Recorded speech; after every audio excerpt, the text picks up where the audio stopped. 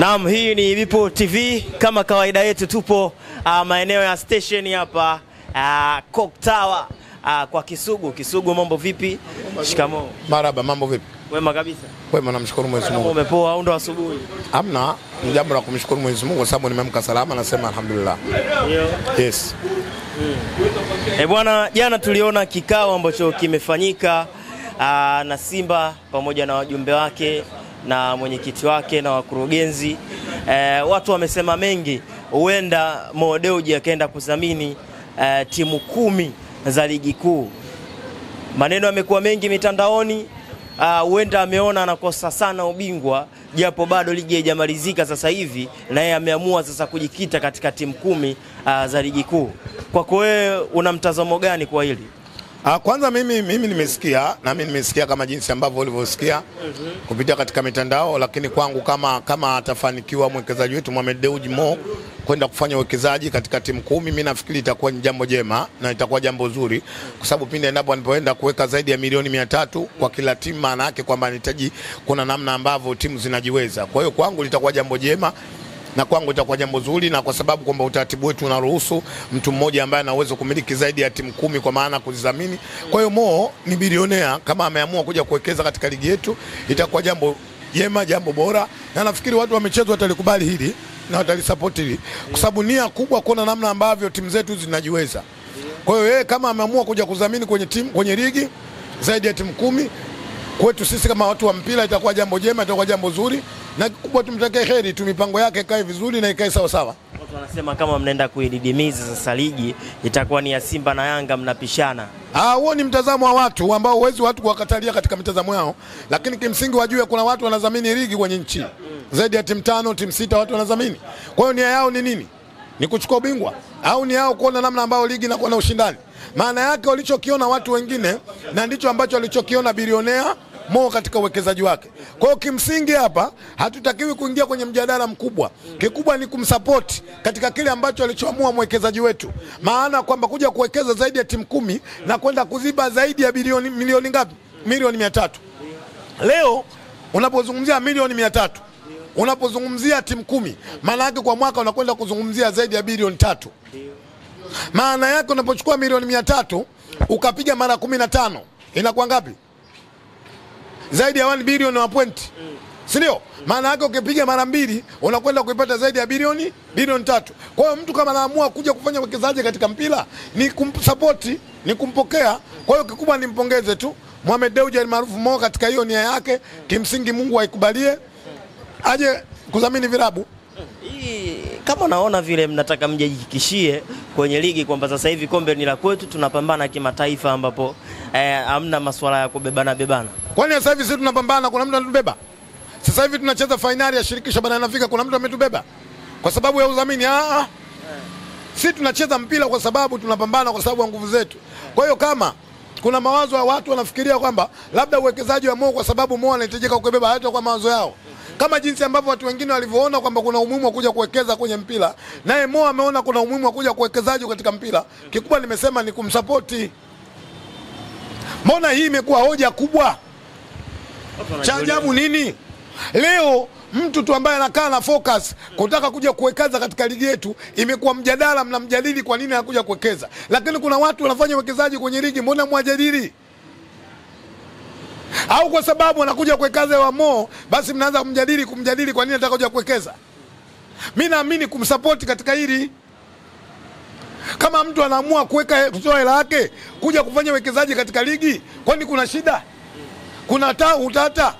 Kuna maneno? Mimi nilijua waandishi wa habari leo mtamka katika vyombo vyenu ni kumsupport Mo, kumuombea dua Mo, mipango yake ikamilike aje kudhamini nini? Ligi.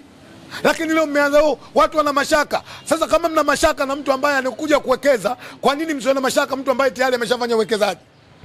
Kwani unatamani kuona vilabu vingine vinafika mbali kama Simba na Yanga? Na ndio maana Mo ameona yeye anakuja kuongeza nguvu kwenye vilabu 10. Sio kudidimiza.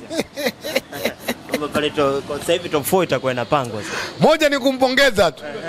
Kumpongeza tu. Mimi nafikiri kumpongeza tu. Top 4 inapangwa na Simba na Yanga. Simba Sports. Moja katika jambo ambalo tunalifanya katika ligi, mimi naamini tuko katika nafasi ya pili. Hatukukaa pale kwa bahati mbaya, tumekaa pale kwa sababu ya nini? Ya focus yetu na kupambana. Kwa hiyo kila timu itakuja itafanya upambanaji wake. Lakini kimsingi bado tunahitaji uwekezaji mkubwa kwenye ligi yetu. Tunawapongeza sana wale ambao waliotanguliza kuwekeza kwenye mpira wetu. Leo umeona ligi yetu inakwenda vizuri kwa sababu uwekezaji mkubwa waliofanya Azam Group. Wamewekeza dola zaidi ya milioni 200 dola katika uwekezaji katika mpira wetu. Na ndio maana leo timu zinasafiri vizuri. Wachezaji wanapata mshahara kwa wakati. Kama kuna mtu ambaye anakuja kuongeza katika hiko ni kumpa support.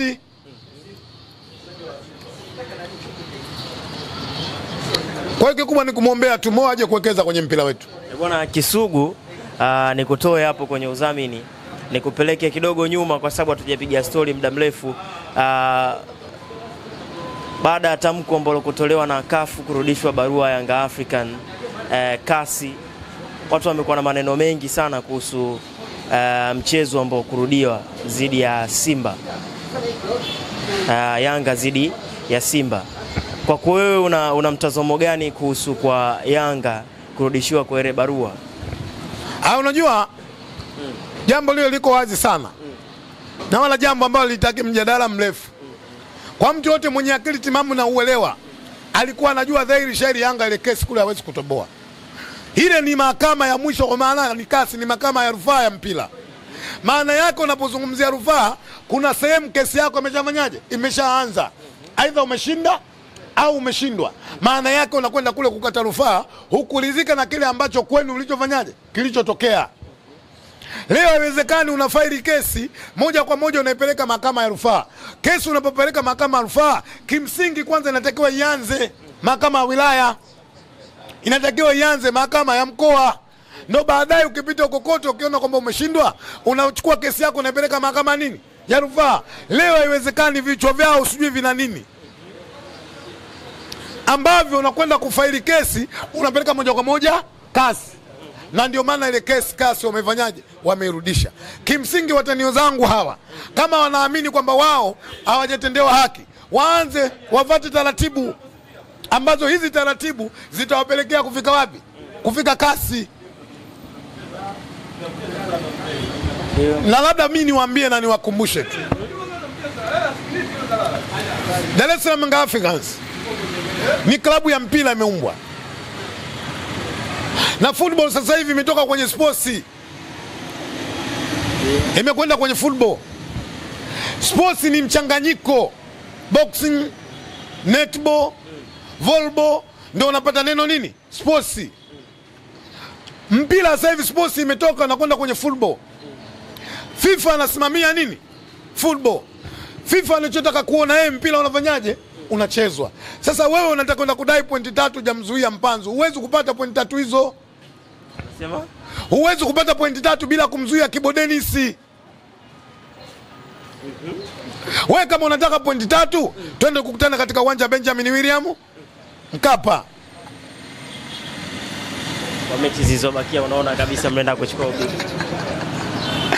Simba tunapambana. Tunapambana. Simba tunapambana. Na tunaamini kwamba ubingwa uko wazi. Kila mmoja atapambana. Mwenye stahili kuchukua ubingwa atachukua, kwa sababu bingwa anapatikana kwa vitu viwili tu. Aidha ligi kuisha kwa na pointi nyingi, au kabla ligi haijakuisha na pointi nyingi ambazo mtu mwingine hawezi kufanyaje? Kuzifikia. Sisi tunaamini anayeongoza ligi tuna uwezo wa kumfikia. Sisi tunachokiamini. Okay. Na ndio maana tunaendelea kupambana jasho na damu. Na mna uhakika huo? Inshallah. Kwa uwezo wa Mwenyezi Mungu mimi naamini na mapambano yetu ndio kuchukua ubingwa. Kwa marefa. Yes, tutakwenda kuchukua ubingwa. Tutakwenda kuchukua ubingwa. Hawa watakwenda kuchukua ubingwa. Hivi hivi. Yes. Dakika 25. Sio dakika 25 tu. Hata dakika 30. Unajua, ngoja niwaambie. Kwenye football tunaukosea sana mpira. Na moja kukosea mpira kwa sababu uhuru wa vyombo vya habari ndio shida kwenye nchi, kwenye football. Leo hii kuna kila mmoja ana uwezo wa kuongea na mwandishi wa habari na kutoa maoni yake. Lakini ukweli uko hivi.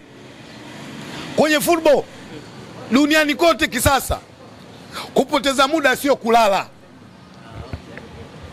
Kupoteza muda ni kumiliki sana mpira kwenye dimba, ili kuna namna ambayo muda unafanyaje? Unakwenda. Ukiona kuna timu inakuja inapoteza muda eti kwa ajili ya kulala, mchezaji analala kwenye machela hivi, akiona karibu uwanja anateremka, anakimbia, alafu refari muda ule lazima aufidie. Alafu waandishi wa habari lazima kuna somo mtusaidie. Kwenye mpira hakuna dakika za nyongeza, hakuna. Maana yake nyongeza kwenye 90 ukiongeza zinakuwa 93, hakuna. Kwenye mpira kuna dakika za kufidia. Maana yake nini? Faulo ilivyopatikana pale, maana yake kuna muda unaondoka. Ule muda anakwenda kusimamisha saa yake. Na alipoenda kusimamisha mwamuzi ananyanyua hivi. Akishanyua maana yake anawafahamisha watu kwamba saa anafanyaje? Nasimamisha. Maana yake anakuja kuangalia muda gani ambao pale umepotea. Anajua kabisa basi zimepotea sekunde 30. Pale imepotea dakika moja.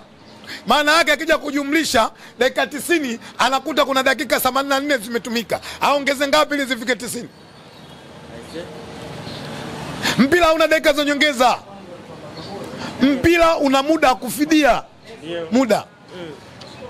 Kwa hiyo kuna muda mwingine lazima tutumie vyombo hivi kuwafahamisha watu. Lazima tutumie vyombo hivi kuwafahamisha walimu wa hizi timu waache mpira kizamani. Wewe goalkeeper, mchezaji anachukua mpira na uingiza kwenye box kwanza, yeye anachukua na utupa nje kwenye 18 nje kabisa. It's not fair. Mimi naambia katika waamuzi bora ambao mimi nimeona mwaka huu, yule mwamuzi wa juzi ni mwamuzi bora. Anataka achezeshe dabi. Yes. Yule ana uwezo mkubwa wa kuchezesha mpira. Kwanza sifa moja ya mwamuzi ni kuweza kucontrol dakika 90.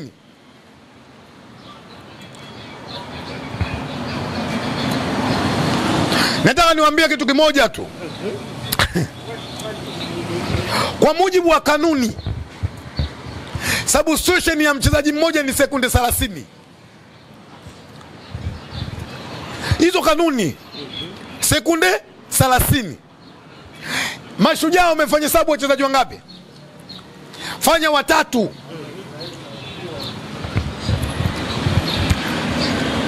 Salasini mara tatu na kwa ngapi? Mara tatu. Mara tatu ni nani? 90. Maana yake una dakika moja imeshapotea. Kwa hiyo kama unafanya sabu wachezaji wote watano, kuna zaidi ya dakika moja na nusu inafanyaje? Inapotea. Na Simba akifanya wachezaji wote, kwa hiyo ukijumlisha unapata ngapi? 3. Hapo nakupa mfano mmoja mdogo tu. Sasa nenda kaangalia matukio mengine ya wachezaji kulalalala. Matukio yale wachezaji wakilala yaachwe.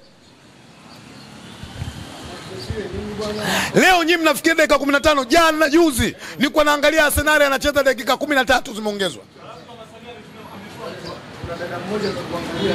Wanatafutiana. Ziko ligi nina ushahidi dakika 28 za kufidia.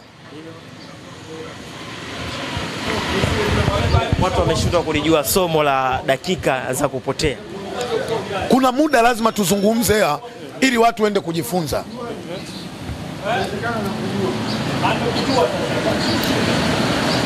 Tusiwe tunakaa kwenye principle ndani ya vichwa vyetu, tunaamini mwamuzi anaamua tu kuongeza zile kuna nini kwa kufidia zile dakika. Hivi unajua mwamuzi akinyanyua hivi mkono anamaanisha nini? Tuambie Kisugu. Wanakusikiliza. Mwamuzi anatoa taarifa. Kama mmesimamia stop yenu, nendeni sawa na mimi nasimamisha muda. Na nilipoamua kupiga filimbe naanza muda. Lazima tuingia kwenye mpira, lazima tuwe watu wa mpira. Kwa sheria 17 watu wanashindwa kuzitambua vizuri. Kwa wanahisi Simba kabisa. Watu mpira umevamiwa. Okay. Kuna watu mimi naamini hata mwaka mmoja kwenye mpira bado. Lakini naye anasimama katika watu anatukana watu kwenye media.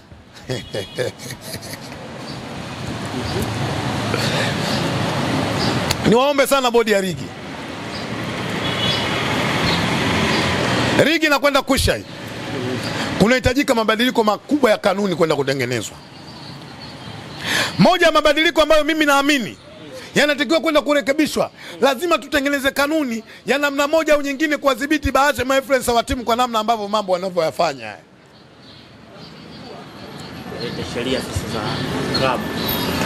Leo hii kuna muda unaweza kukaa kwenye mitandao ya kijamii Ukaona ma-influencer wa Yanga vitu ambavyo wanavyofanya, hakika unaona kabisa hiki ni kichefuchefu. Influencer.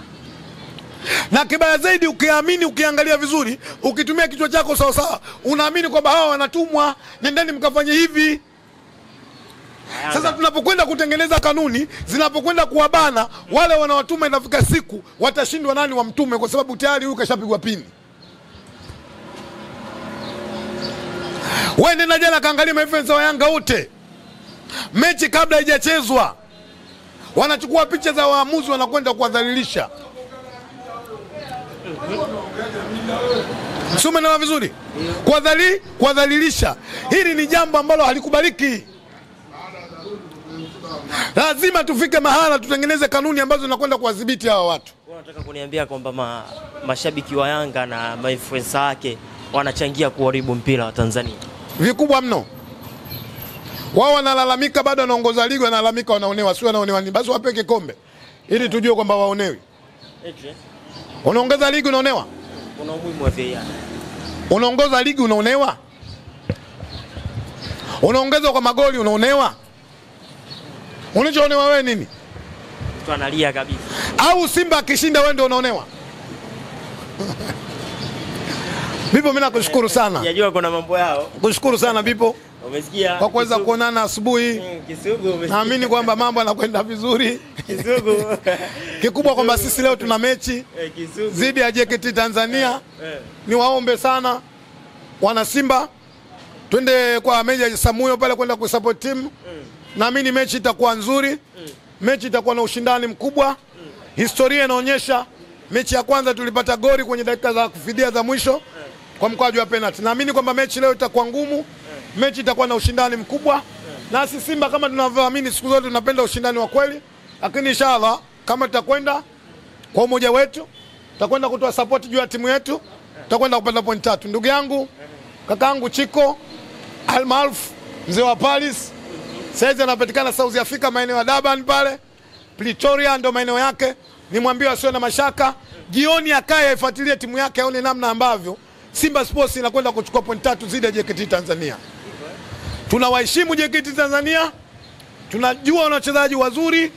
Tunajua namna ambavyo wanavyocheza, lakini dhamira ya Simba na nia ya Simba kukusanya point 3 katika mechi ambazo zote tunazocheza mbele yetu. Kwa hiyo nimwambie sana ndugu yangu Chiko, mzee wa Paris, tunakwenda kuchukua point 3 dhidi ya JKT Tanzania. Na uhakika huo? Yes, tunakwenda kupambana. Tuna vijana ambao kupambana. Kwa sababu kuna watu wanasema kuna watu wenu mule JKT, ndio maana huenda na uhakika. Kama sisi kuna watu wetu na wao kuna watu wao, sio chukua point 3 wao, hawajachukua. Ngoma draw.